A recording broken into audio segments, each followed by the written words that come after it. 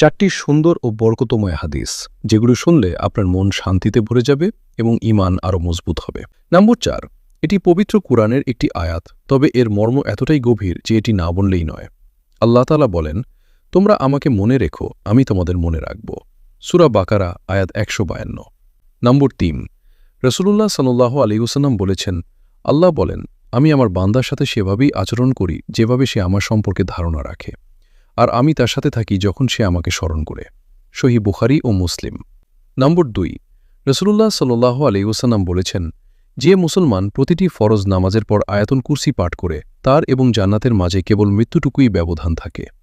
নম্বর 1, রাসূলুল্লাহ সাল্লাল্লাহু আলাইহি ওয়াসাল্লাম দোয়া করেছেন, আল্লাহ সেই ব্যক্তির চেহারা উজ্জ্বল করে দিন যে আমার হাদিস শুনেছে বা পড়েছে এবং তা অন্যের কাছে পৌঁছে দিয়েছে। কিয়ামতের দিন তার মুখমণ্ডল নূরে আলোকিত হবে। ভিডিওটি ভালো লাগলে কমেন্টে মাশাআল্লাহ বা আলহামদুলিল্লাহ লিখবেন, আর ভিডিওটি শেয়ার করে সবাইকে জানিয়ে দিন। হয়তো আপনার এই একটি শেয়ারের মাধ্যমেই অন্য কোনো মুসলমান ভাই বা বোন এই আমলগুলো করার সুযোগ পাবে, আর আপনি ও সওয়াবের অংশীদার হবেন।